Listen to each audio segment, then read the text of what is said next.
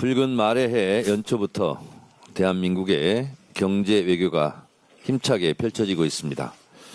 이재명 대통령께서 어제부터 3박 4일간의 일정으로 중국 국빈 방문길에 올랐습니다.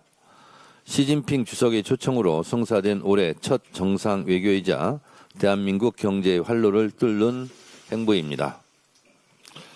오랜만에 중국 방문이니만큼 큰 성과를 갖고 돌아오시기 바랍니다. 한국과 중국은 수천 년 동안 교류 관계를 맺어온 동반자이자 전략적 협력 파트너입니다. 중국은 세계적인 경제 대국이자 우리나라 최대의 무역 파트너, 최대 수출, 수입, 교역 상대국으로 상호 막대한 영향력을 가진 나라입니다. 우리는 수출로 먹고 사는 나라입니다. 2024년 기준 우리의 수출 상대국 비중은 중국이 19.5%로 1등입니다. 미국이 18.7%, EU가 10.0%, 일본은 4.3%입니다. 윤석열 정권 때 불편했던 중국과의 관계가 복원돼 한중 관계의 정상화의 길로 나아가는 계기가 되기를 바랍니다. 남북관계 복원, 한반도 평화에도 기여하는 한중 우호 증진의 큰 성과를 기대합니다. 이재명 대통령은 오늘 시진핑 주석을 만나 환영식을 진행하고 정상회담, MOU 서명식까지 국익을 위한 일정을 소화할 예정입니다. 공급망, 투자, 디지털 경제, 벤처 스타트업, 인적 교류, 관광 등 민생과 직결된 다양한 분야에서의 협력으로 국민께 자랑할 만한 선물 보따리를 잔뜩 들고 와주시리라 기대합니다. 또한 2019년 12월 이후 6년 만에 SK, 삼성, 현대, LG 등 한국 4대 그룹 총수를 포함한 200여 명의 대규모 경제 사절단이 이번 일정에 동행합니다. 오늘 베이징에서 열릴 한중 비즈니스 포럼과 수요일 한중 벤처 스타트업 서밋에서 양국 경제 협력을 복원하는 큰 힘이 될 것이라 생각합니다.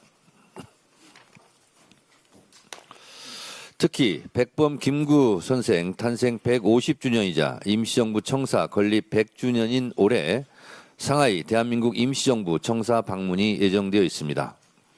나라를 잃은 위기 속 독립과 국민 주권을 위해 헌신한 독립운동가들의 숨결이 서린 역사적인 장소입니다.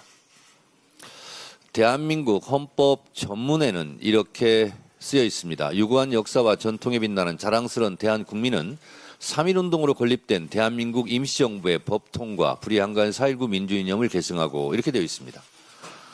대한민국 1년이 상해 임시정부에 있다는 것을 헌법 전문에서 얘기하고 있습니다.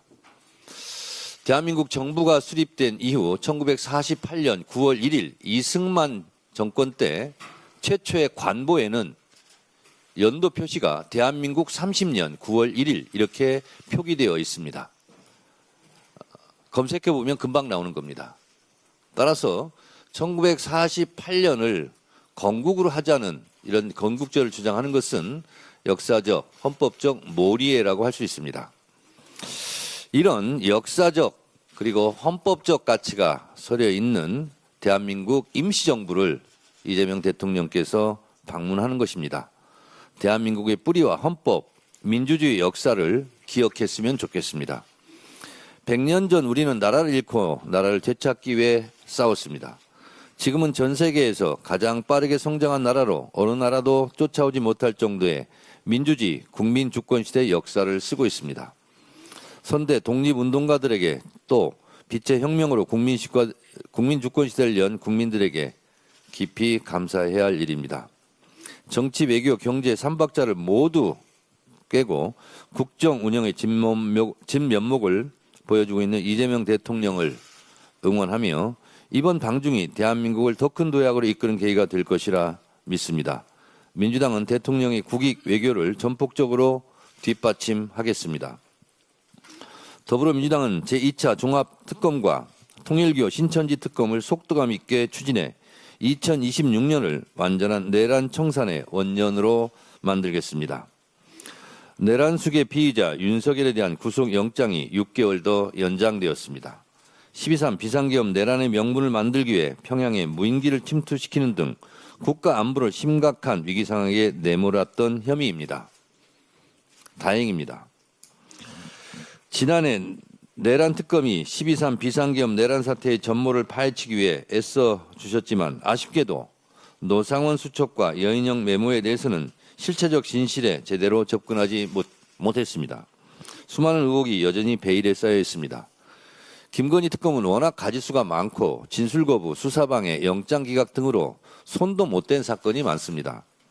양평고속도로 특혜 의혹 등 김건희 국정농단 사건에 대한 재수사가 불가피합니다. 최혜병 특검에서는 구명로비 의혹의 진짜 실체를 밝혀내야 하는 과제를 남긴 채 종료되었습니다. 이 모든 것이 2차 종합특검이 왜 필요한지를 말해주고 있습니다. 2차 종합특검으로 노상원 수첩, 여인영 메모, 최혜병 사건 구명로비 의혹, 김건희 윤석열의 부정부패와 국정농단 의혹, 그리고 12.3 비상계엄 내란 사태의 전말을 한 점 의혹 없이 낱낱이 밝혀내야 할 것입니다. 더불어민주당은 새해 제1호 법안은 2차 종합특검과 통일교 신천지 특검이 될 것임을 다시 한번 강조해 말씀드립니다.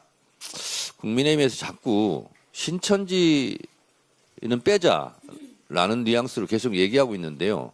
신천지를 왜 빼죠? 국민의힘에서 신천지를 자꾸 빼자고 그러니까 저는 더 넣어야 되겠습니다.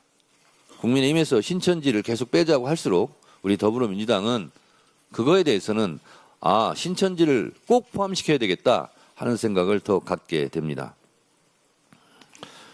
국회의장께서는 본회의를 열어 2차 종합특검과 통일교 신천지 특검을 처리하는데 협력해 주실 것을 부탁드립니다.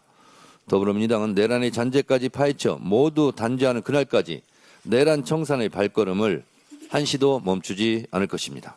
감사합니다.